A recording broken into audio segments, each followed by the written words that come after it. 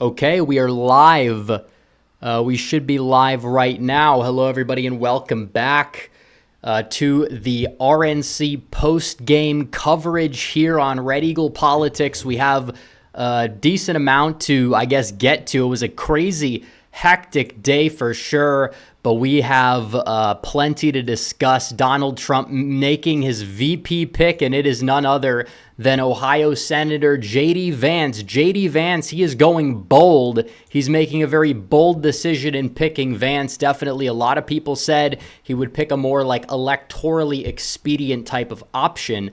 Somebody that would probably like get undecided voters. But Donald Trump is somebody who looked at the entire picture. He's somebody who vetted many people. He, tested them out. He met with donors, saw what vibed, saw what didn't, all around, and he decided to choose J.D. Vance. And overall, I said for the longest time, I like Vance. I think that he's good in the Senate. I didn't exactly think that he would be like the best VP option for Donald Trump to make, but just seeing it unfold, seeing everybody unite behind Trump, seeing everybody unite behind Vance, mainly in the real world, not the terminally online caucus. That's a whole different story. And there are people that are in the real world that'll have genuine concerns about things like loyalty. Is this guy really cut for the job? And we could talk about all of that and more. I lean towards the answer being yes. It also shows Trump is looking to protect his legacy. He's not going to want to sit here and take a gamble or put somebody boring on the ticket that also probably doesn't help him win. Like you look at Doug Burgum, I don't think Doug Burgum helps Donald Trump win other than the fact that he has a lot of money. Maybe you could make the case that a Rubio could help with Hispanics, but, Trump himself is somebody that can carry the weight with Hispanics. And same thing goes for all the people that said he should pick Tim Scott because of the black vote. It doesn't matter. It doesn't matter. Donald Trump himself appeals to black men far more than Tim Scott. I never understood that argument. I think it's misguided. I think it's just a basic viewpoint a lot of people might have that, the reason why black people don't vote Republican is because there's no black guy on the ticket. That's not how it works. It's never been how it works. If you look at how black Republicans perform in a lot of these elections, they don't usually do all that well. And there's many reasons for that being the case. And I think you are possibly seeing shifts mainly among young black men. But I think a lot of that has to do with Donald Trump, his style, just the way that he brands the party. And that's kind of what's, bringing in a lot of voters to the voter base. And that's why Donald Trump at this point, I can't see him getting any less than the 74, 75 million votes that he got in the 2020 election. I think it's very, very certain that he does better than that. I think he's in a very, very good position as things stand right now, and that's partially why he's like, I don't know if I really need to add something. You have Biden coming out and saying Vance is a Trump clone. Well, apparently one Trump on the ticket was already beating him, so I think that, maybe if that's the way he's going to try to characterize it, how exactly is that a bad thing? Vance has an opportunity to curate his own image. A lot of people that saw him on Fox get interviewed a little bit earlier, even if they went in a little bit questioning, a little bit shaky, they left liking the guy. And this kind of really is a drawback to the whole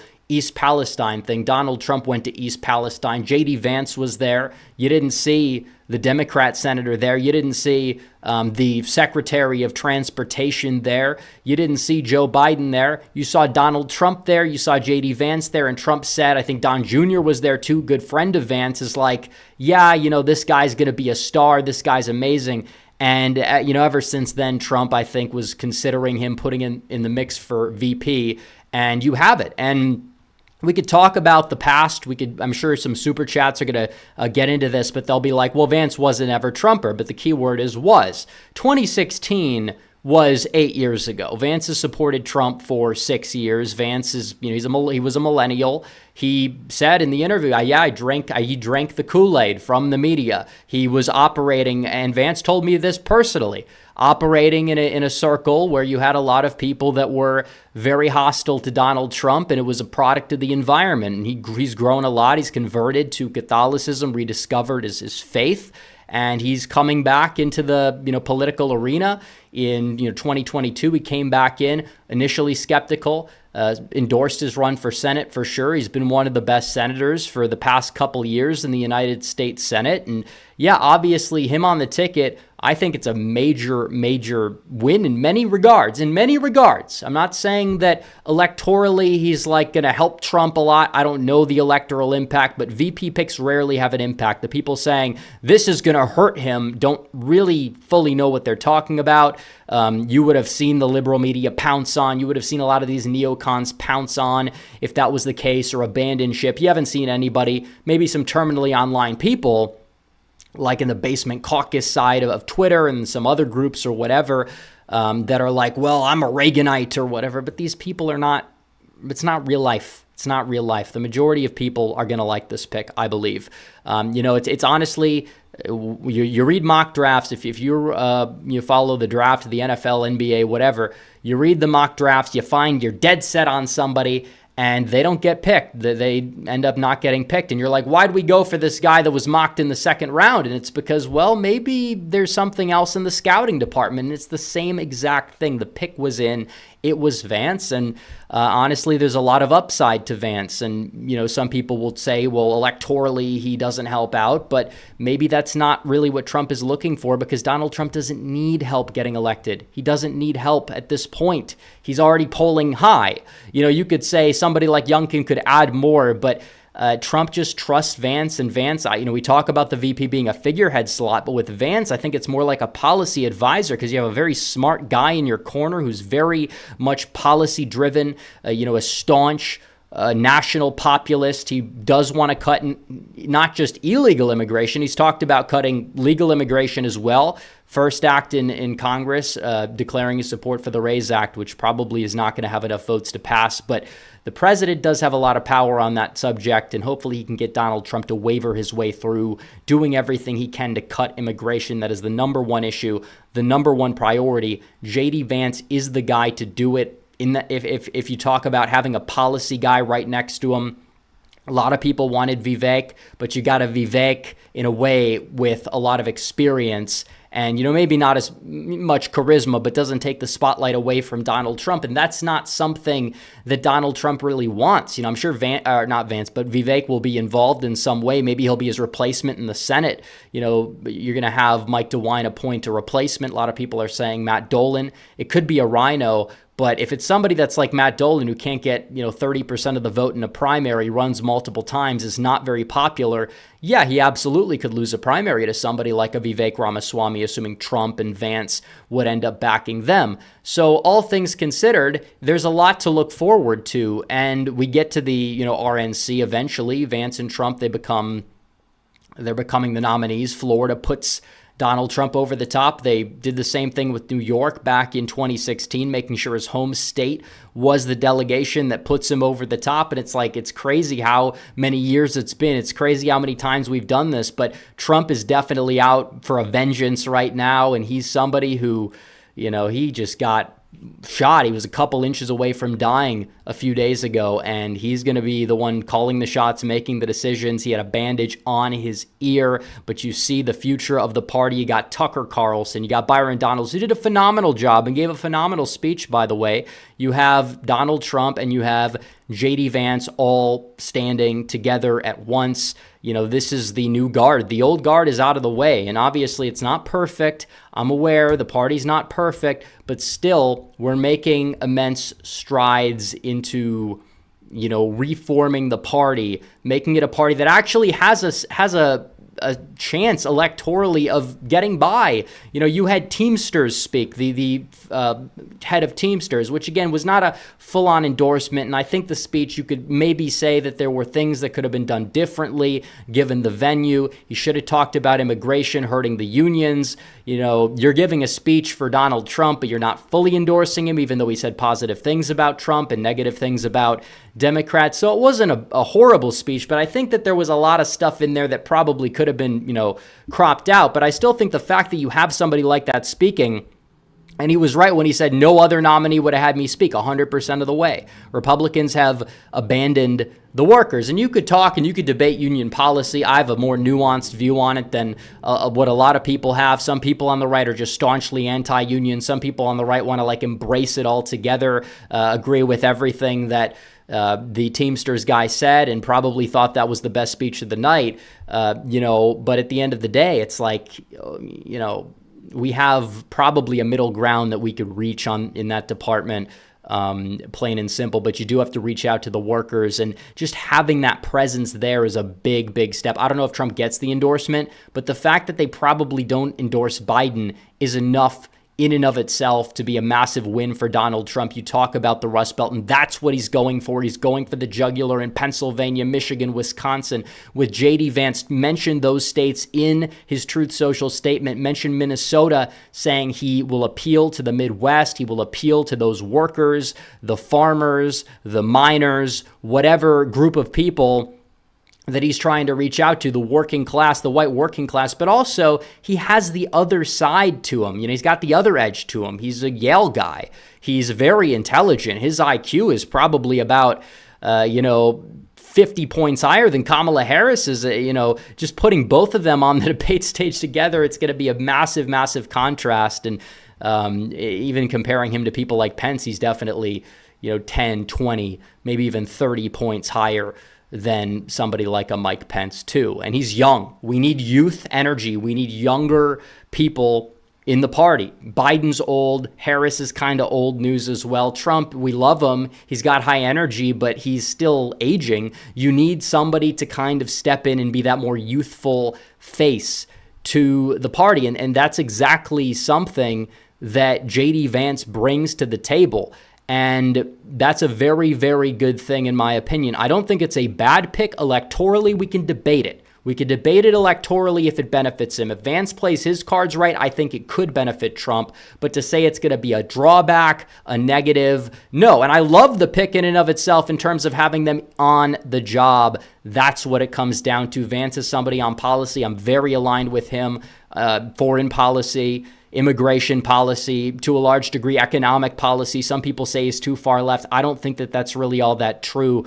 But when you look at it, yeah, I think the guy has changed. And I think that if Trump is going to trust him in his corner, I don't really see a reason to counter-signal the VP pick. You have a lot of people that will. I don't really understand the point.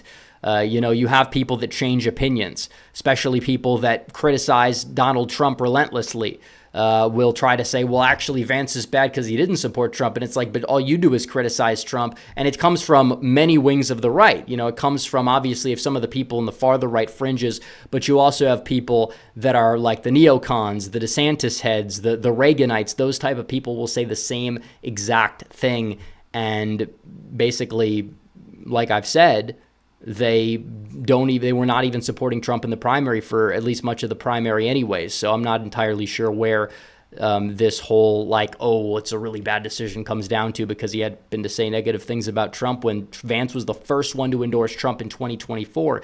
The first one, the first senator. Everyone wanted to abandon ship after the midterms. I did not abandon ship. I lost many people at the time because I didn't abandon ship. We went down, we hit 156, or actually 158. We went down to 153 just because I had the guts to say, no, Trump is still the future of the party. We need this guy. He'll save the country. He's still with it. And looks like I was right. Looks like they were wrong. Everybody admits it now. And I think they're just finding new ways to cope. We have a lot of people saying, well, the RNC sucked.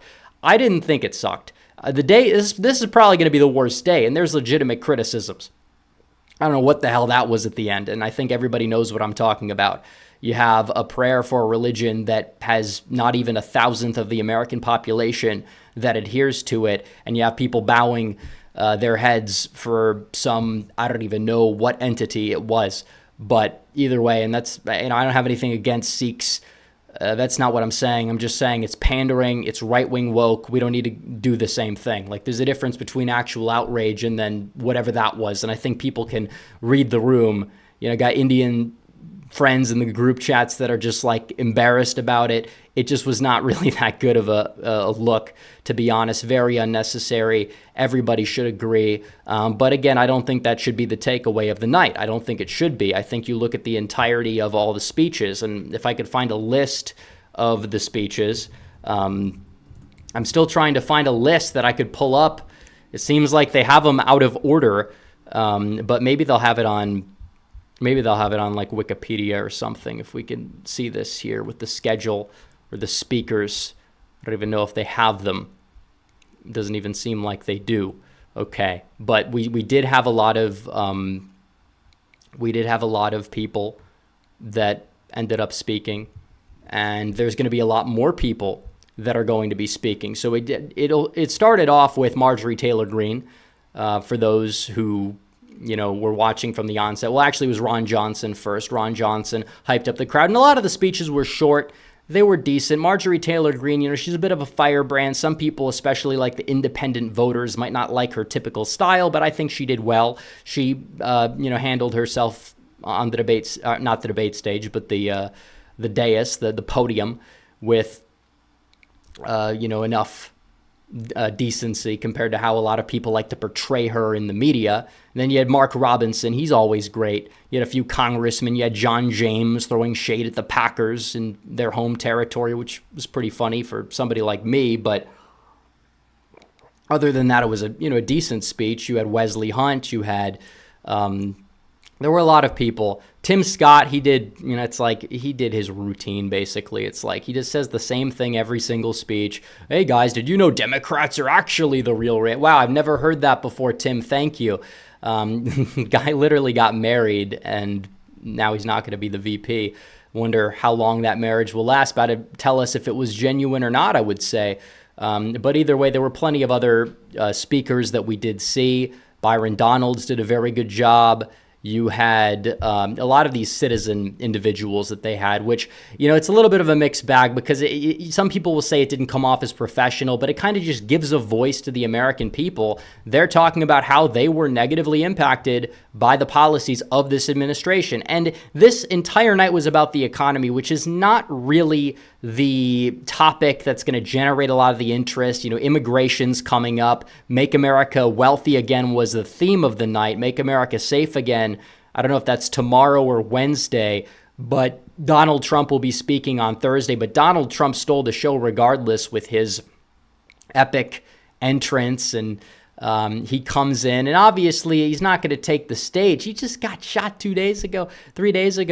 But he went up there and he pumped his fist in the air, and he sat by his VP, his running mate, and that was inspirational. Even like CNN's coping, Van Jones is saying it's an inspirational moment. Like, they can't sweep it up. And that's what I'm saying. Like, this is actually a good RNC. I don't know why people were so angry about it. I actually, obviously I understand a lot of the speeches are generic. But overall, they were not bad. They weren't bad speeches. Kristi Noem she's not really the most likable figure in the world. And definitely the whole dog situation kind of looms over her appearance anywhere. Her entire brand is kind of shot into the ground. But, I didn't think her speech was uniquely awful. Marsha Blackburn, she did okay as well. You had a few other people that showed up and did fine. I'd like to hear what other people say. Put in chat, who was your favorite speaker? What speech did you think was your favorite speech? I'd like to hear what people have to say about it. But I'd like to see Youngkin spoke. Can't forget about that. Youngkin, I think, did a good job. Charlie Kirk, I think, did a very good job. He fired up the crowd. I think the number one takeaway is, well, there wasn't enough energy or firebrands, but there really weren't that many that were, slated to speak. It was, some people will say boring because they want to be entertained, and I kind of want to be entertained too, but there was a lot of substance, and that matters. A lot of substance. A lot of people saying the Teamsters guy, Ron Johnson, we have a couple.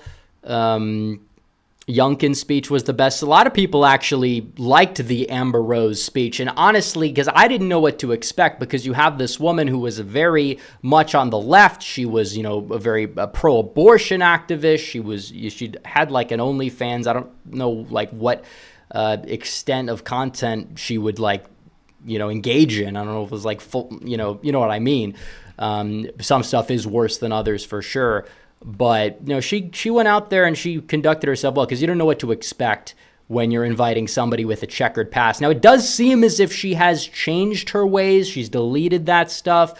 She has a family now, which is good, and maybe that's why she's conservative. And if she can get her fans to follow that pathway and she can get her fans to support Donald Trump, I think it's good. But I thought her speech was decent. I mean, it was fine. It wasn't going to be like a policy-oriented speech, but the people that said, oh, this RNC is a joke or whatever, no, I thought her speech was fine. Overall, I don't think that her speech was necessarily over the top in terms of pandering to the left or whatever compared to what I initially expected. But what can I say? A lot of people saying Charlie Kirk. Charlie Kirk did a good job. Did David Sachs talk? Yeah, David Sachs, he gave a speech. That speech to me was boring, but still, what can I say? But let's see. Oh, Katie Britt. Yeah, her like persona is just bizarre. Like, she goes out there, everything is so dramatic, and it just comes off as inauthentic and weird to a lot of people. Her substance is fine. What she was saying was fine, but the delivery definitely matters. It became a meme. She toned it down probably 15% from the State of the Union response, but still, she's just seems like a very neurotic individual, to say the very least. So we will look at the super chats as well. We'll look at the super chats. Let's see. But we have a lot of speakers that are good that are going to be coming up in the next few days as well. Johnny Hartdog says, I was a little disappointed by the VP pick. I was hoping for one a little less anticlimactic and somebody from out of the blue. It's not that he's a bad pick. I was hoping for more of a thrill. He could have done better, and he could have done worse. I'm okay with it, though. As for RFK, I think it would help more if he stayed in the race and took votes from Biden rather than dropping out and endorsing Trump. Well, still, I mean, you'd still possibly be able to galvanize those voters. It's still, I would say, a net positive if he endorsed Donald Trump. Doesn't mean that he has to be VP. He's not going to be VP. But if you have probably 3-4% of the electorate that says, I don't like them both, I like this guy, and this guy says, just vote for Trump, he's not perfect, whatever, some people might be more inclined to now, especially after the whole attempt on his life the other day. Let's see, the Iranian Putin with a member chat and gifting 5 memberships, saying, I actually enjoyed this convention first time in 20 years. Well, I enjoyed 2016, and I liked tonight as well. I don't think it's the best night, though. He's just easing in. A lot of talk about economics, a lot of talk about substance, emotionally moving with Donald Trump there. I thought it was decent overall. I think people can critique certain aspects of it. Certain speeches are going to be better than other speeches. Not every speech is going to be a home run. We get it. We understand it. But either way, you have an eclectic mix of individuals. It's about talking about the economy, and when you're trying to do that, you're probably going to want to expand the party as much as you can, and that's why I think some of what people might call pandering, you see a little bit more of that tonight than possibly other nights when they're talking about immigration. You're going to see less of like these outreach attempts or whatever, but you still have all of Trump's kids that haven't spoke. You still have Laura. I'm sure she will speak. She's the head of the RNC. You've got Vivek. A lot of people will like it. He's a very good speaker. You have Trump himself. You have the VP pick, J.D. Vance. He will be giving a speech. It better be a good one. I think it's going to be a good one. But you have all the other VP contenders we haven't heard from yet that will be speaking as well. So either way, there's a long way to go. I thought it was a decent first night, though. I would say it's probably like a 7 out of 10, 8 out of 10. But the next few nights probably are going to be higher. The expectations are set to be higher. Some people set expectations way too high for night one. And I don't think that they really should have, done that. Yeah, there's some critiques you could say. Like, I think it's a good thing that the Teamsters guy spoke. Should he have probably done his speech a little bit differently? Yes, he should have. I think you could say that. But overall, there were a lot of people, even on the left, that were praising his contents of that speech. And the optics of having that at the RNC is still a positive. Make no mistake about it. So there's a lot of people that are going to speak that are going to be very good over the next few days, and I'm looking forward to it overall. Johnny Heartdog for 20 says, didn't watch today because I spent 5 hours in line at the DMV, changing my residence and registering to vote. I was there both times. They said, oh, you still need this after 2.5 hours in line both times. Well, I mean, that's a shame, but hopefully you got it done. Hopefully you got it done. Johnny Heartdog also says, who's going to gift me a membership? Well, I think you got to click the button in time. I don't think that I can gift one person a membership, but it's they're, what are they, $5 per month to the channel, and also recommend becoming a member on the website as well. Javier Sands says, what's your opinion on Nick Fuentes and dissent? I don't know what you mean by dissent. Do you mean like the dissident right? Because that sphere is kind of like what defines that sphere as a whole. There's a whole lot of things that might define that sphere, but I've already answered that question many times. He's somebody that's lied about me and continues to lie about me. I just don't care. And he does things for outrage and has his own reasons, and we don't have to get into that. But Mike Oxhard says Vance can help get the Midwest working class undecideds. Possibly. And if people want to talk about the suburbs, he did well in the suburbs in the midterms, and he was going up against a strong candidate. That's something that nobody will talk about, but it's 100% true. He did weak in the white working class areas, but partially because turnout was lower, so the percentage is typically going to be lower. DeWine did well, but why did DeWine do so well? Because he was going up against a nobody. Vance went up against a strong candidate. He did just fine. Somebody in chat saying, listen, Mike Oxhard's been around for a while. I mean, we've been over this how many times? FM32047 says, with Moreno and Trump hopefully winning this year, Sherrod Clown is taking 2 L's if Vivek runs in 26 for Vance's seat. Also, YouGov is Trump +5 in Wisconsin. Baldwin's going bye-bye. Well, you know what? He's up in Arizona by 9. McCain didn't win Arizona by 9. Romney, I think, won it by a little bit more. But the fact that Trump is up by that margin in Arizona, that's insane. That's unheard of. It's like, of course he's going to want to pick somebody that is going to help him in the Rust Belt, because Trump is sort of oriented his brand to, like, I don't know, he appeals more to Hispanics just by existing for some reason, talking about the border. And Biden's just failing among, like, these suburban independents compared to 2020, to the point where Trump is going to be in a very, very good position with those people. So, yeah, he's up by 9 in Arizona. And all these Senate polls that show Democrats up, all the undecided voters are voting for Trump for the most part. So, again, Democrats, the ticket splitting like Cope, it's just probably not there. And the ticket drag thing is also Cope, because the people that are undecided are Trump voters. Those people are going to vote Republican down ballot. That's the way it goes. The Iranian Putin says, what do you think of Mr. Ramaswamy running for a Senate or congressional seat? He would be a great presence for the stale capital. Shake it up. But the thing about that is that it's really just up to if he wants to do that, or does he want to go for the presidency in 28? Because it seems like Vance is going to be the one angling for that. So maybe Vivek, if he's not in Trump's administration, he'll try to go for the Senate seat. And he said he's open to it. And it just depends on whatever Trump and Vance would prefer to happen. And it seems like that possibly could be the case. It could be the case. We'll see. Gabster13B says, J.D. Vance, perfect pick for Trump. He could appeal to the never-Trumpers.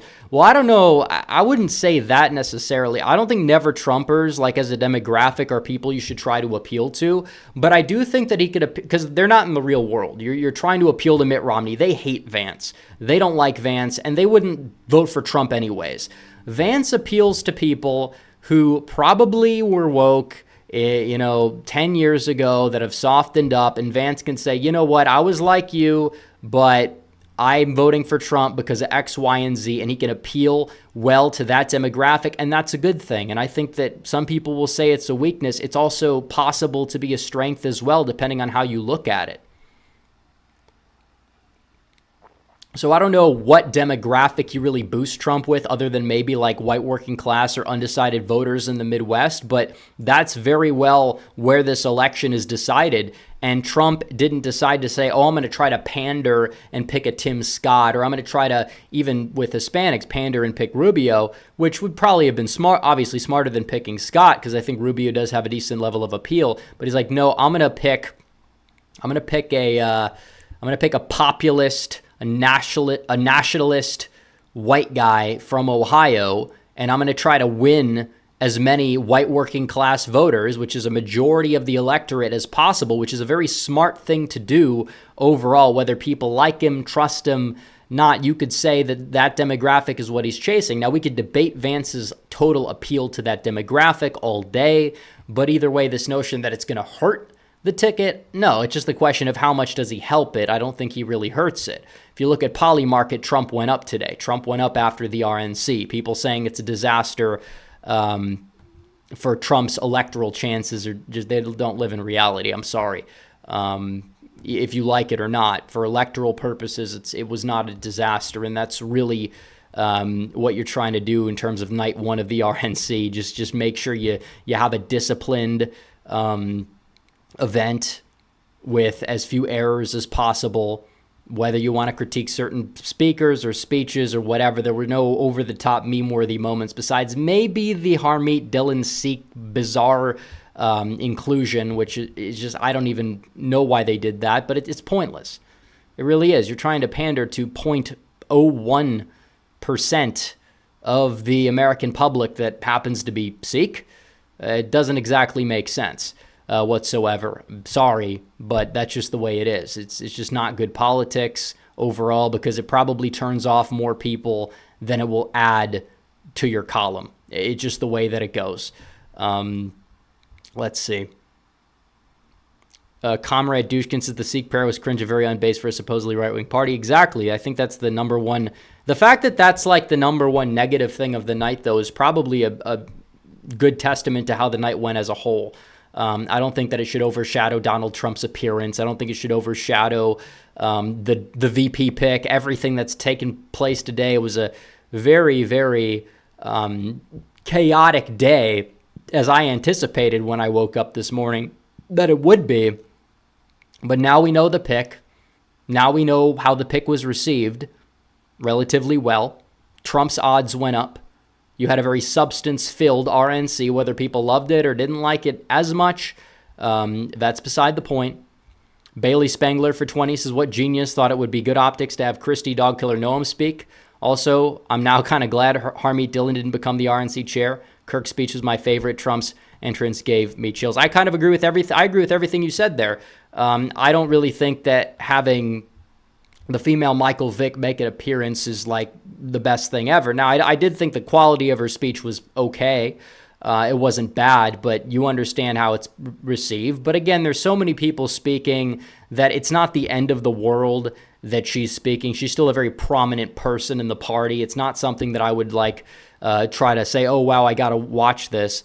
You could say that probably this year it would have been better to keep her at a distance, though. I agree about Harmeet Dillon. It was right to wait a year and get rid of Rana with somebody that's actually rebuilding this party the way that it needs to be rebuilt. The old guard is gone. We're competent. It shows we care about competence and we care about getting things done at the same time, because you have a lot of people with the best intentions. They can't get things done because either they're focused on the wrong things, they just don't bring the substance that needs to be focused on, whatever. You have a lot of people with a lot of heart, but, you know, these are people that focus on things that don't help us win. And then you have people who are so concerned about, oh, we have to appear like we're, going to placate the political elite. And those people are wrong, the people that cave on everything. But we need to bridge the gap between smart, capable people and people that actually have the fire, get things done. That's where Trump comes in. And to a large degree, I think Trump is looking at it and he's saying, this is where JD comes in. This is where JD Vance comes in. And he's got a lot of talented people around him. Like I said, the VP pick is one person. I think Vance is more like a hands-on type than a lot of these other people. But you got a lot of people that are around Trump that want to see him succeed, that want to see him do well. You got a hell of a lot better inner circle than you had back in 2020. Some may even argue on par with 2016 to a large degree.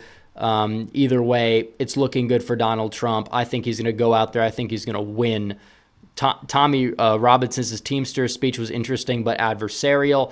Well, I thought it was a very, very intriguing speech, because usually you think that they approve of the speeches. I don't mind him going in on the right establishment. The establishment right is not exactly, in my opinion, friendly to workers, American people in general, regardless of whatever you think about unions or whatnot. The fact that he showed up, I think, is a net positive. I think that some of the things he said in his speech were kind of a little bit too liberal for my liking. But again, I think that there's compromises on these things. For example, right to work, I think now might not exactly be a good idea. But in after the 2008 crisis, where there's so many people out of work, right to work it's something that helps the economy. That's why Walker won the recall in Wisconsin. So there needs to be a compromise solution to it. I think that Colorado has a compromise solution. I think there's plenty of compromise solutions overall, but I can't exactly say that him being there or trying to, I guess you would say, pitch unions is like the worst thing in the world. It just, I'm not going to agree with everything he says, but that's fine. You don't have to agree with everything that every person that is going to be speaking says. Comrade Dushkin says 2016 Trump will never be surpassed. I disagree. I think in terms of the energy and him getting up there and yelling Americanism, not globalism, will be our credo, and just going in at Hillary Clinton. Yeah, we're not going to probably have that level of Trump, but this is a different Trump, and this is a good Trump as well. I mean, this Trump just took a bullet and just put his fist up in the air and yelled, "Fight, fight, fight," when he was this close to death.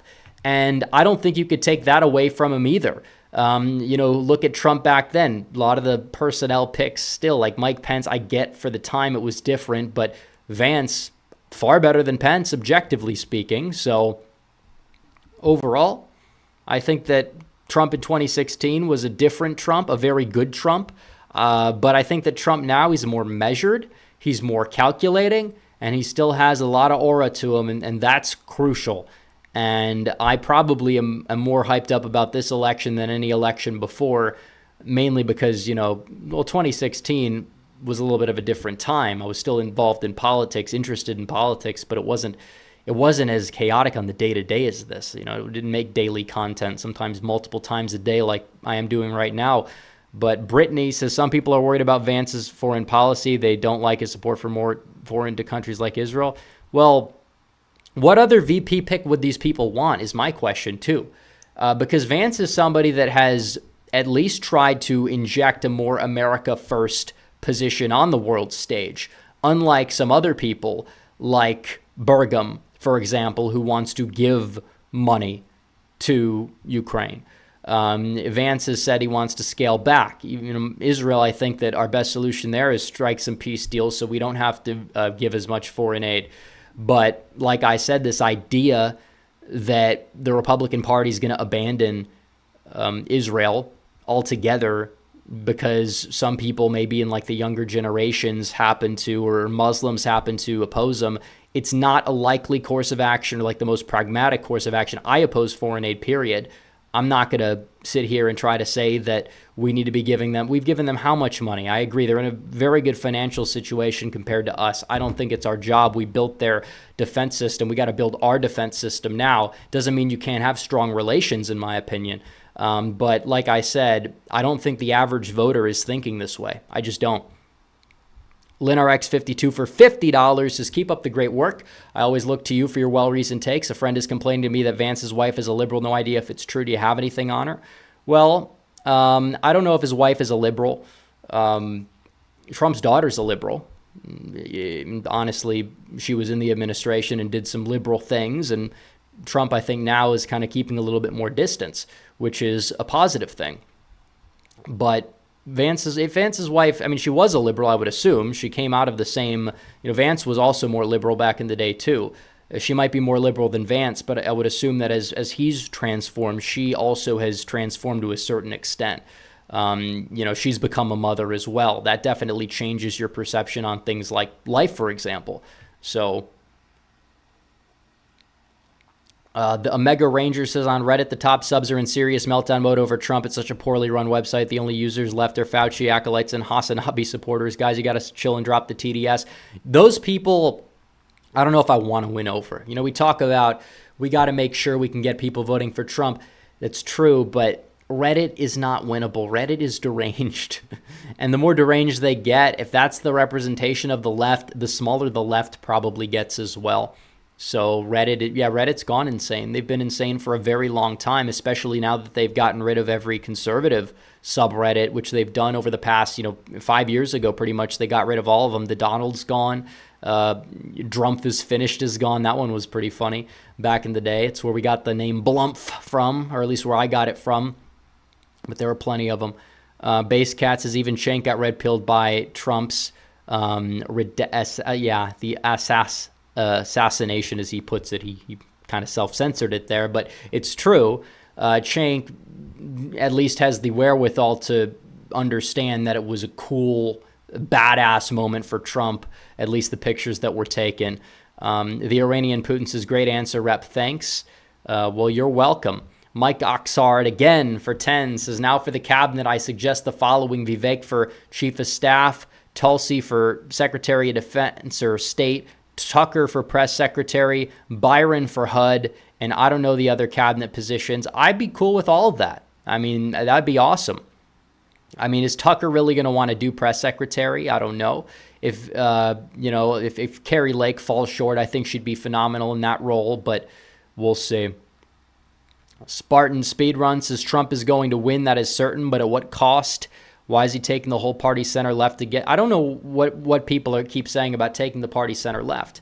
If they're talking about the whole unions thing, that's kind of always been a part of Trump's brand, is being a little bit softer on the, I guess you would say, on his view of like the white working class compared to these other Republicans before Trump that have like abandoned them and just patronized them and are wondering why they don't get the turnout Trump does overall. As for the abortion thing, I think he's doing what he can do.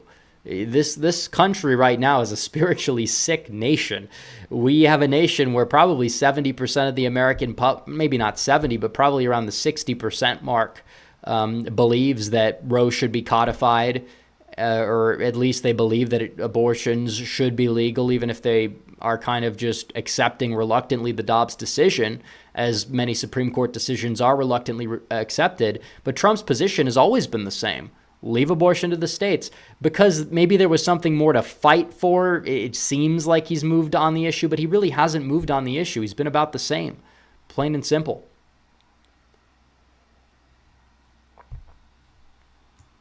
So I don't know. I don't think he's taking the party center left at all. I think, what would you define as moving center left? You're talking about the Harmeet right-wing woke thing? I mean, that 2020, there was a lot more pandering. I mean, people want to talk about Amber Rose. Kim Klacik, she, didn't have a following, but took a lot of money that could have been going to other House races. She was a stripper. It's all leaked now. She was involved with some Democrat guy. And it's like, I don't really have anything against her personally, but these are verifiable facts. And people want to, criticize the RNC. Now, they didn't say a word about it then. Not, some people have, to be fair. But some of these people, like the more neocon side of things, the concern troll side of things, like those people, they didn't say a word. They were the ones the most upset about the Amber Rose appearance, but she didn't, glorify anything in her speech that was, immoral from what I heard.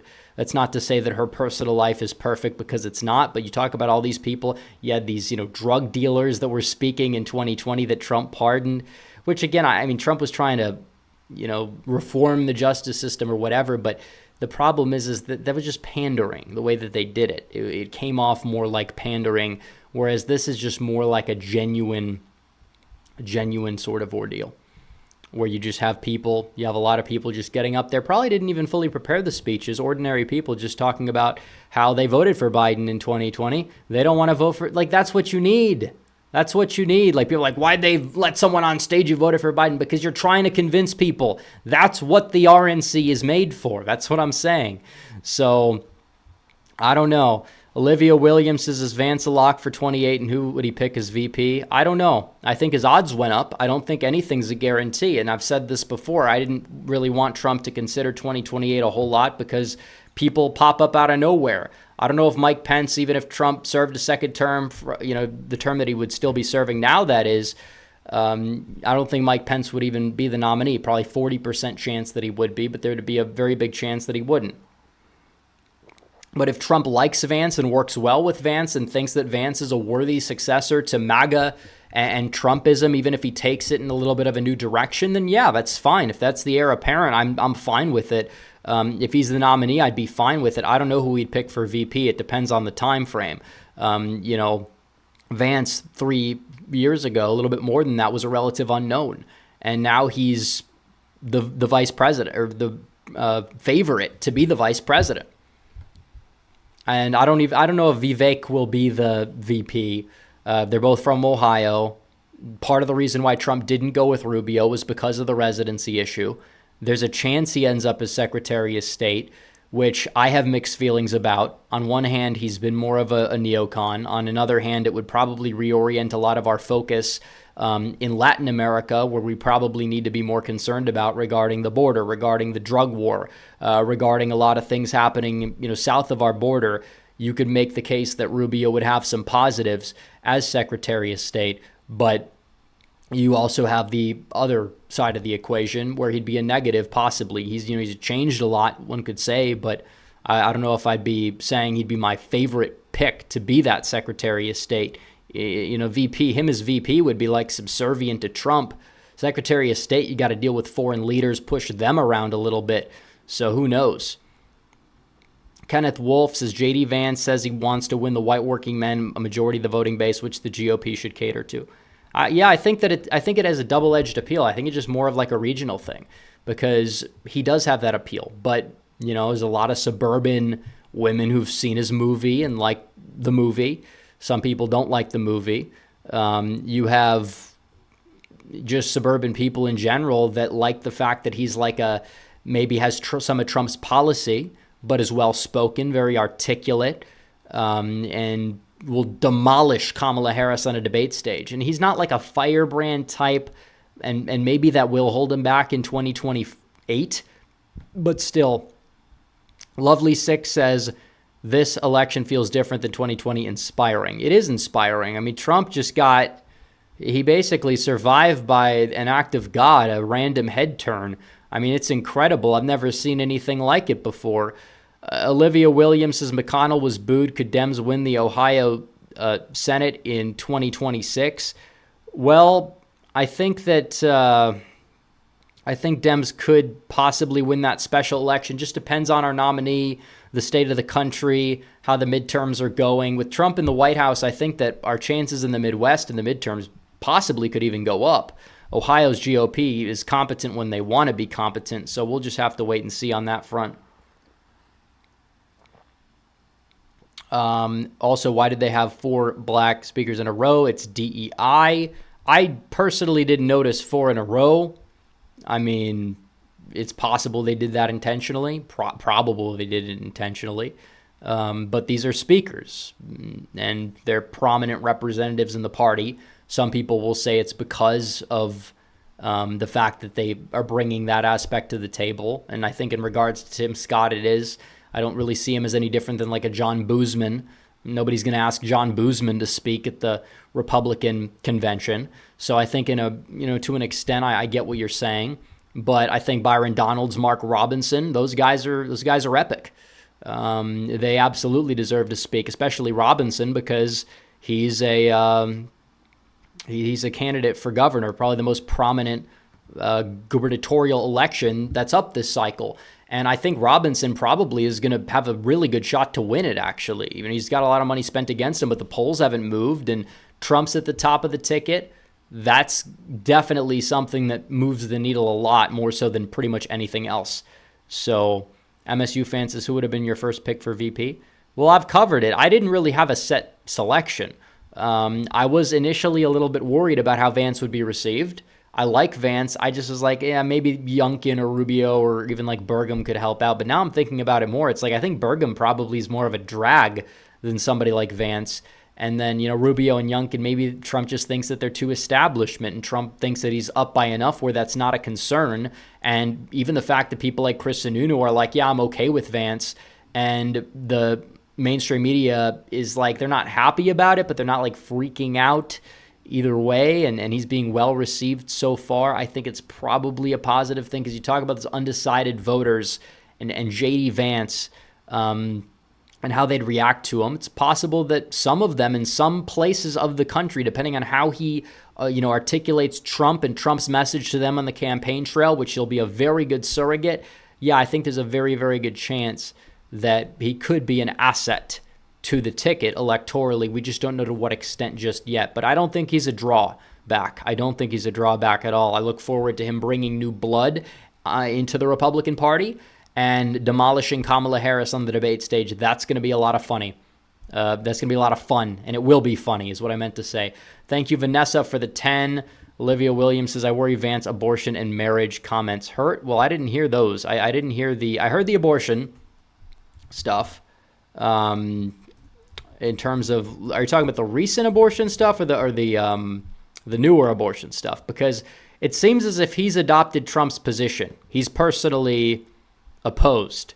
As for the other thing, it's like, who cares? That's not going to be a top issue. Gay marriage will never be a top issue either way. I don't think independents are like, well, Trump picked somebody who had a statement against gay. Like, really? Mike Pence? Can we talk about Mike Pence? Mike Pence, Electric Mike, is going to shock. It was a meme. He's going to shock everyone straight. Remember that? Electric Mike. I don't think that J.D. Vance's position on that topic's really gonna make any difference in the world. But yeah, Mike Pence, that was the one thing that people would cling to, Electric Mike. And yeah, I'm not too worried about J.D. Vance's opinions. And I didn't even really hear about that until after the election back in 2016, which should probably say something about the average voter, because if I didn't hear that, a lot of people definitely didn't hear it. They saw Mike Pence. He was like the politician guy sweeping it up for Trump, but, he didn't even do that. He always didn't put an effort. He's an opportunist. J.D. Vance, do I think he kind of angled for this position? Yes, but do I think at the same time, when he first endorsed Trump in 2022, that he expected to be Trump's running mate? I think zero shot, absolutely zero shot that was running through his mind when he did it.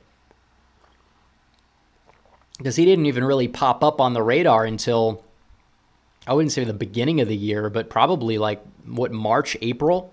That's when he popped up on the radar. You can go back and look at the betting odds. Tim Scott was the favorite for a while. I mean, it's crazy what happens. Crack Modes' thoughts on the popular vote after this week. Are you talking about who wins the popular vote? Because I still think that Donald Trump is the favorite to win the popular vote. I don't think it's a guarantee, but I think he'd be favored. I'd say if the election were today right now, probably like a 1.5% favorite, but it could be higher. I think Trump has a realistic possibility of having a bigger victory than expected just because of the enthusiasm. Because it's not just because Democrats don't like Biden.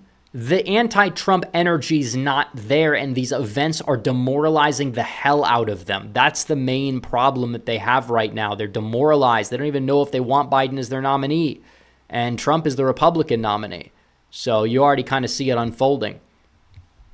But Real UBG says, firstly, I would like to say thanks to God for protecting Trump. Prayers for Corey's family. Indeed. Also, VP, would Tulsi have been better to garner more support for Trump, or is Trump beyond needing more support now? I think Tulsi is somebody who, like I said, she's too much of a wild card to analyze her electoral impact, in my view. The establishment right does not like her. The left does not like her. A lot of people, like in the Trump base, are warming up to her. Some people may have liked her. She was a Biden to Trump type of convert. But like I said, I think she's more cabinet material. Put her in something where she's more proven in like foreign policy. He04 for 20 says it's strange to think how the most insignificant decisions are the ones that change history, whether that be a wrong turn in 1914, slight press of a throttle in 63, and the smallest turn of the head in 2024. Yes, that's true. The small turn of the head, it was this close. That's not an exaggeration, this close. And it would have been a very different world. I don't even want to get into it if the head was not turned, because that would have been brutal. And yeah, I think act of God is more than fair in that situation. More than fair. I mean, Trump and that's the other thing. Trump, our Republican, our nominee, our president, whatever you want to call him, preferred candidate for the past 9 years, barely survived, shows up at the RNC at all, and people want to critique the RNC. That's beyond me. I don't get it. Because the RNC was not, especially for being the weakest day, not especially like a really bad or like phenomenal, but it was just decent. But the fact that he showed up, that makes it all the better. And yeah, the Harmeet Dillon thing was bizarre. I'm not discounting that. I'm not saying that it wasn't, but that I don't think is relevant to the main premise of the night, where Donald Trump showed up, and that was huge. Hell of a lot better, all things aside, than the 2020 RNC. We could debate if it was better than, obviously, when it's all said and done, if it was better than 2016. I don't think 2016 on day one was all that good. I don't even remember who spoke on day one. Day 2, day 3, those were the iconic days. You had Pence give a speech. You had Melania give the speech where they said it plagiarism, even though it was maybe not even a paragraph of the whole 15-minute speech that she got a lot of hate for, and it wasn't her fault. But Trump on night 4 was just incredible, and that was something. Trump on night 4 was something else. I don't know if he's going to match the energy, but he has to. The substance is something that people are paying attention to, and just the fact that he shows up is going to match the energy in the room. Maybe not the energy in the voice, but I mean, he's toned down. He's more measured. That's kind of like a positive thing, you could say. But he's not losing his enthusiasm, especially now. Het04, we did that one. Olivia Williams says, document case dismissed. Cannon deserves praise. Well, it's a long time coming. Perfect timing. And that's one case gone. The strongest case of the 4 gone, which it should have been gone anyways because of the selective prosecution we saw from Biden, with very similar situation going on there. So that's thrown out. The first case probably looking like, I'm not saying they're going to gut it, but he's not going to get jail time before the election. So the other 2 cases, immunity probably ends up gutting a lot of those, and Trump can pardon himself for those once he takes office. Might be a little controversial. I don't think anybody's going to care, because everybody knows that by now that this is just baked into the cake. It's bogus, you name it. What can I say? Stephen Kanizik says, did you hear Trump's remix of 50 Cent? Many men, most hilarious thing I've heard in a while. But seriously, you think Vance is enough to make leftists not want to unalive Trump? Well, they already do. They already do. That's the thing. I don't think... Look, the VP pick, in terms of analyzing it, I say, in terms of its role in the administration, it's not the most prominent role in the administration compared to its level, but it does have a lot of power if something happens to the president. I don't think that anybody, Vance, Vivek, anybody would stop them from trying to take out Trump. We saw that. He didn't even have a VP pick, and you saw what happened. Vance, I don't think, is going to be enough to stop that, because nobody's going to be enough to stop that. These people don't think things through, even if they are thinking things through. They just want to, because Trump is still that guy. There's nobody that has that Trump level, period. Trump level of energy, Trump level of support, Trump level of having the balls to break through the establishment. The Trumps after Trump, nice, we like some of them, but that doesn't necessarily mean that they're Trump. and that they would be enough to prevent that. And we saw that. But in terms of having a capable backup plan, like if maybe you happen to pass away in your third year or something, not saying that it's likely to happen, but it could happen, be more likely to happen for Biden because he's older. Yeah, you probably want somebody in there that has your vision, shares your vision, can take over the reins, and you could sleep at night if they happen to be in the White House. And I think Vance fits that bill just fine. So let's see. As for the 50 Cent remix, I did see it. That was not Trump himself. That was probably AI. But like I said, it is funny because 50 Cent has kind of basically been this guy who you can tell really secretly likes Trump. Can't really show it. If he does, he kind of gets backed into a corner, has to walk it back every time. Did it in 2016, did it in 2020. This time, maybe there's rumors he might show up at the RNC, especially now with what's happened. Both him and Trump have been shot and survived. It's a big thing they have in common. So who knows? And he did say that he expects Trump to gain a lot of voters this cycle. I don't know. He's a businessman like Trump. He's a lot more than just an artist. He did Vitamin Water, was instrumental in that. So he's kind of an entrepreneur. It's not like, oh, he's just some rapper they're going to throw out on the stage. W. Hardy 04 says for 20, says, hey, I'm a liberal who will never vote for Trump, but I'm so jealous you guys have him. He's a god and literally altered the GOP in a way that put him back on a competitive level. He made Democrats jealous. Well, I can't say that because that's blasphemy and that's not technically true. He's a man. But I will say that the rest of what you said is exactly true because he is somebody that has put the GOP back to where it needs to be that nobody else could do. They will say all these other people could do it. Nobody else could do it but Trump. Nobody else could do it but Trump. Not a single person that we know of in politics could have done it except for Trump, putting the GOP back, not just on the map, but they've got their hero. He's a hero. You've got your rock star candidate. You know, Democrats had that with Obama, and they would lose a lot of elections too when he wasn't on the ballot. But when he was on the ballot, it's a different story. But Republicans have it with Trump. He's a character. And yeah, people that don't like Trump can acknowledge it, and they understand that he is just an absolute warrior of sorts, and he's rewritten so many political rules. And yeah, he's going to go down in history, especially if he wins. He will be going down in history as an extraordinarily consequential president. An extraordinarily consequential president. Absolutely. No question about it. Eric from Wisconsin says, vote for Eric Hovde in Wisconsin. Well, if Trump gains a little bit, he gains a little bit. I think it's a good thing that he's the candidate. I think he's got a solid shot. We'll see. Mike Oxard again with the final super chat saying, I'm going to bed now, but Vance, Donald's 28. Could happen. Dustin Enoch says, we need to welcome other religions or groups of the party. Refusing to do so could be detrimental. Yeah, okay, listen, here's the deal. Nobody's saying Harmeet has to leave the party. Nobody's saying that. That's the straw man. I'm saying when you focus on this woke stuff, it's like you say, oh, we have to do a prayer for this religion that has not even probably 100,000 adherents living in this country. That's not something that is like really the best look because, yeah, people have their own convictions. You know, people that are Christian or people that are even, you could even say Muslim or even technically Jewish that believe in the Abrahamic God are not going to bow their heads for a prayer to a God that they don't even know how to pronounce, probably don't know the name of. So again, I'm not going to engage in this right-wing woke stuff either. You know, we're not saying that they're not welcome in the convention. We're just saying that you don't have to highlight these prayers because most people are looking at this. You know, it's like when people in 2016, Trump on the debate stage says, you know, we speak English in this country. And while it is true that, yeah, if you're running for president, you want ads in maybe Hispanic neighborhoods that are in Spanish because you will reach more voters that way.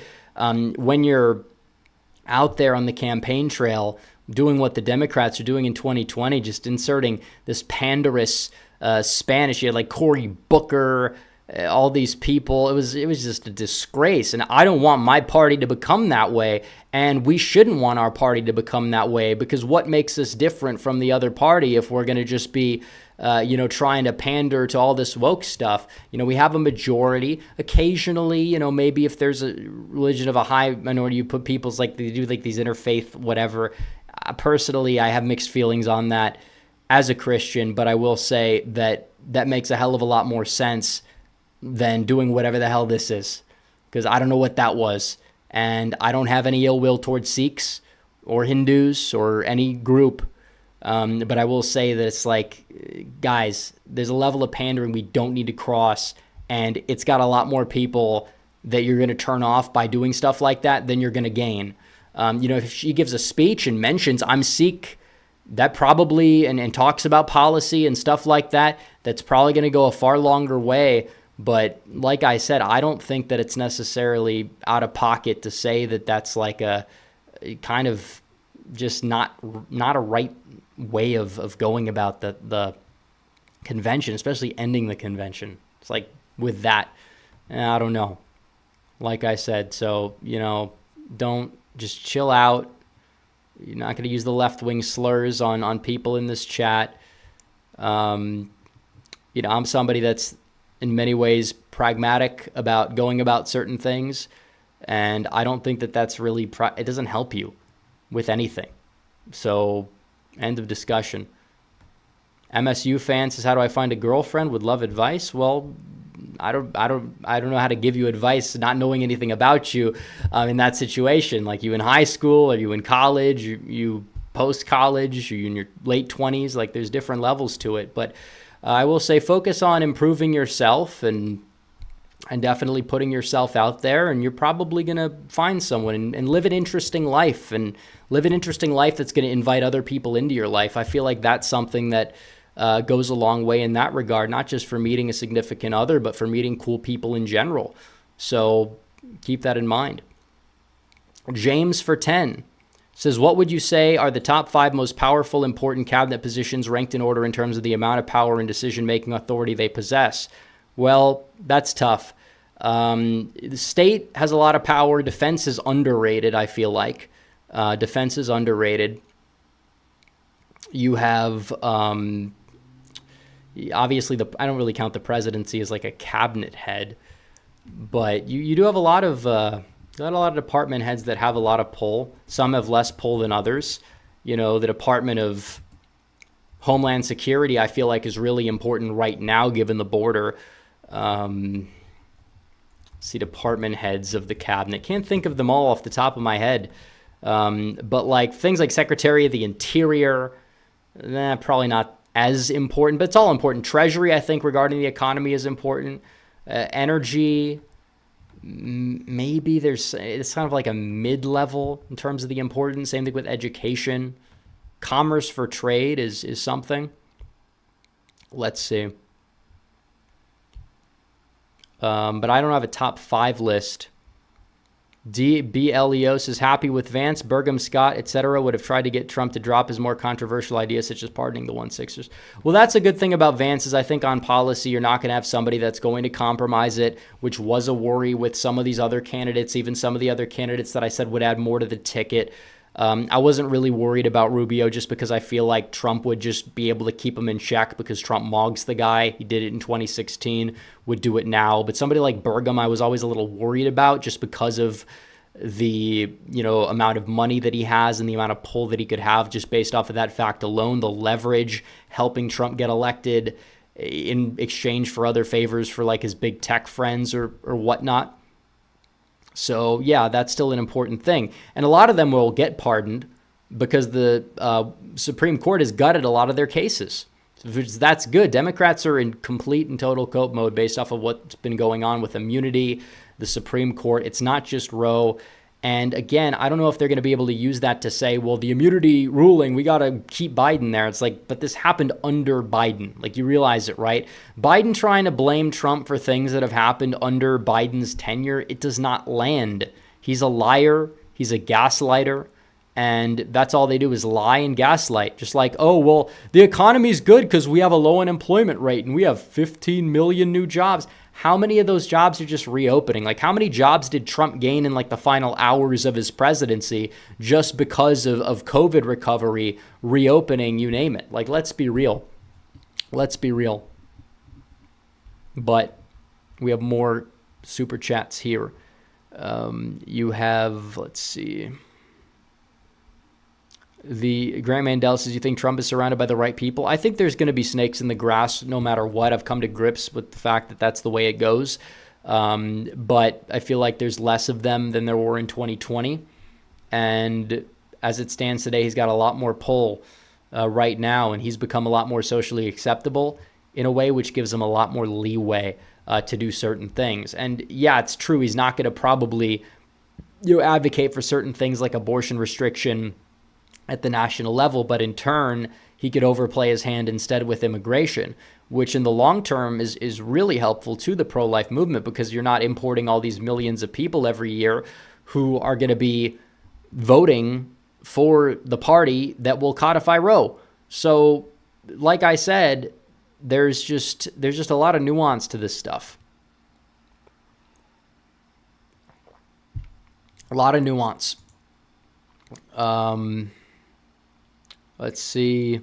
H Post says, hey, Rep, who would you tap to replace Vance in the Senate? Vivek, Majewski? I don't know who'd want it. Majewski didn't want to go for Congress, so Senate, that's a little bit of a step above. Like the guy, nice guy. But I think that it's probably, if anything, will be Vivek, and he might appoint Dolan. There is the concern he appoints a slightly more conservative choice than Dolan that doesn't really spark like a big push to primary him out by Vivek, and that's like not really going to be all that great just because of the fact that it'll be placating and you'll still get a downgrade in the Senate, but you're going to get a big upgrade hopefully with Bernie Moreno this November, and Vance being on the ticket in Ohio could possibly help Moreno over the finish line, because Ohio Republicans, they have one of their own on the ticket as well, more enthused to get out and vote. It's possible, and you're going to see what that's going to do. So let's see. Iranian Putin says, what's the ability for Trump to have private security on top of local, state, and Secret Service? I don't know the protocol. It's possible. Polite Rude Guy says, what it's planned. Is it planned if they knew 30 minutes prior? Well, I think that there's a lot of questions a lot of people are asking, and it's rightful to ask. I don't know the answers. I wish I did. But I think that there's a lot of sketchy stuff, because you have a guy who was spotted, they don't do anything, and who a police officer apparently encountered and confronted and did nothing. That's kind of a little bit of a red flag. And am I saying that they necessarily acted in intent? I don't know. That's not exactly what I'm saying, but I'm saying that it is very true that it was a botched operation. And I rewatched the rally aftermath of people leaving the rally. They were yelling at the authorities, yelling at the Secret Service or some of the people in the perimeter, and rightfully so, because they did not do their job to their best of the ability. You have somebody that could get in that position and take a shot, period. Should not have happened regardless. So this is one of those things, like the whole JFK thing. It's going to be talked about for years and years and years to come, especially if we don't get any intel, which we're not really getting a lot of it right now. So let's see. LF says, did Dave McCormick's chances improve after Saturday? Well, if Trump's did, then his did too. It's funny because that's like one of the major things that Trump talked about before it happened, was how he wants McCormick to be a part of the Senate, and gave him his endorsement. Polite Rude Guy says, America's a godly nation foundation-wise. It's true. The Constitution was written for a quote-unquote religious or moral people. And when the people are not moral, when the people are not religious, they don't live by any, set of values or have faith in God or whatever, you kind of have a society that spirals out of control. And I think you're seeing that right now. But I think that there's a corner being turned. I really do. I think there's a corner. Okay, let's see. Mitchell Ryan says, do you think they'll talk about the Second Amendment? Kind of concerned they change it in their platform. Here's the problem. They didn't say we're going to abandon the Second Amendment. They reduced the, complexity of their platform in every single issue. They shortened it. They made it easier for people to read. They didn't say we're supporting background checks or something like that.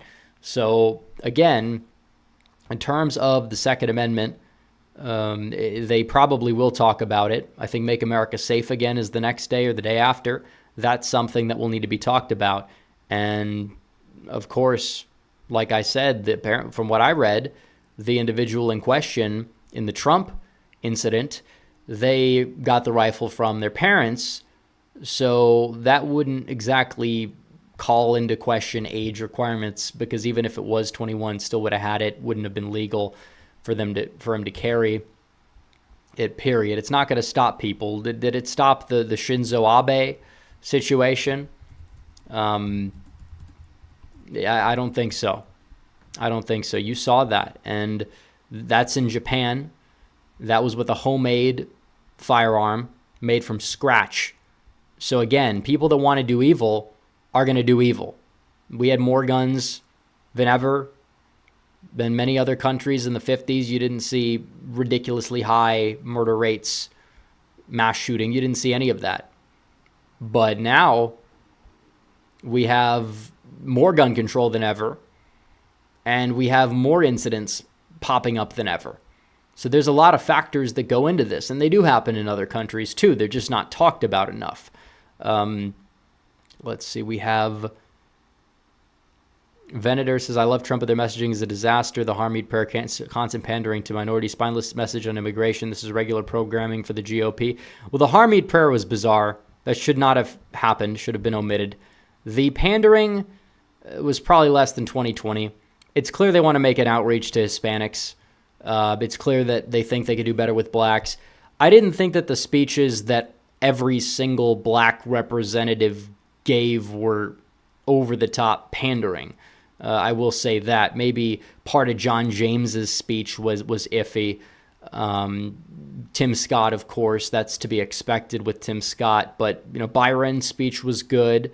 I liked Wesley Hunt's speech was decent. I liked Mark Robinson's speech a lot. I didn't think they were, overly pandering, any more so than, maybe even like 2016. As for immigration, tonight was not the night to talk about immigration. Was the night to talk about the economy. I think they should have tied immigration in a little bit more. I'm with you on that. But like I said, this is the economic night. They do a theme for every night. The economic night, you're not going to have any talk about immigration or foreign policy or anything like that, which is what people don't seemingly understand. Krishan Lai says Project 25 will be the left's new thing now that they have cooled off the whole Trump is Hitler rhetoric, even if temporary. They haven't cooled it off. They haven't cooled it off at all. It was for like a day, and now Biden's back to saying Trump is going to end democracy, Project 2025, which, like I've said, and I've said this for a long time, this is a set of policy recommendations and personnel hirings from the Heritage Foundation. It's a plan, and there's some things in the plan that are popular and should be implemented and will probably be implemented, and there's some things in the plan that are not popular, and even if they should be implemented, they're probably not going to be implemented because they are at odds with what Trump stands for. So Democrats are desperate because they have nothing to run on, because they literally have nothing at all. They have no ammunition. So they're doing like this meme where they got all these things on the wall, keep drawing around circles. Let's connect Trump to something he has really not a lot to do with. Some of these people might be involved in the Trump administration. Many were involved in the Trump administration before. Heritage Foundation has outlined a set of policy recommendations for every Republican president, going all the way back as far as they've probably existed. And Trump implemented a lot of them, and there were some that he probably did not implement. But that's how it goes. Trump says, it's not my agenda because it's not his agenda. Whether people wish it was his agenda or not is irrelevant. Now, on immigration, there's a lot of overlap, and that's a good thing. But this whole Project 2025 is some sort of plan to overthrow and make Trump a dictator for life. It's like they can't even articulate it. It's like something they can't define. And the right, to an extent, has had these boogeymen that they can't define. It's like socialist. How is Biden a socialist? Well, spending. It's like, no, that's not the main talking point to use against Biden. It's always been that he's a corrupt establishment globalist. Now, Trump is making that his campaign central focus point this time, more on Biden's corrupt and weak leadership. And a lot of that ties into this, globalism thing. So either way, when you look at it and you look at how things have changed, Trump's messaging is better. And now Biden's the back foot. He's on the back foot. He's lying. He's lying his ass off. And I don't think it's going to work because Project 2025 is not something that he's embraced. It'd be different if he embraced it, but he's not embracing it. And honestly, I think that some of it might be a psyop, not the plan itself, but the fact that you have a lot of people at the Heritage Foundation that are likely holdovers, more neocon types that are putting things in there that are unpopular, like ban contraception and stuff like that, knowing that it could be used against Trump because they're salty that their people didn't win the primary, and they want to drag Trump down so they could, I don't know, dance on his political grave or something like it because these are sick people. But like I said, they have some of those policies they tout. That's not Trump's plan. It's not Trump's agenda. I don't really blame him for distancing himself from it. If people want to say he's cucking, that's not entirely true.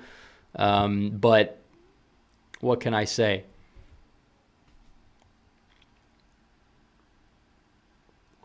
I'll look in regular chat for a minute or so, and then we probably got to end the stream. We will be streaming every single night post-RNC. This is night 1, night 2 tomorrow, night 3 the next day, night 4, the epic Trump speech. That's going to be huge as well. But we will be ending the show. We will be ending the stream right now. But let's see. Some people say Vivek for Senate. They say Vance is grifting. Well, I mean, by that logic, you could say a lot of people are grifting. Who did you want as VP? It's if the people criticizing Vance, just tell me who you want as VP, and we could analyze it side by side. Because a lot of the critiques I see on Vance are not. They're either he's not helping Trump win, and they don't hate him, or they happen to say that Vance is somebody who's a neocon, establishment grifter, who's a backstabber. It's like you have two arguments. Obviously, I would say pick one, but usually the people that are, well, some of them are actually using both arguments too. But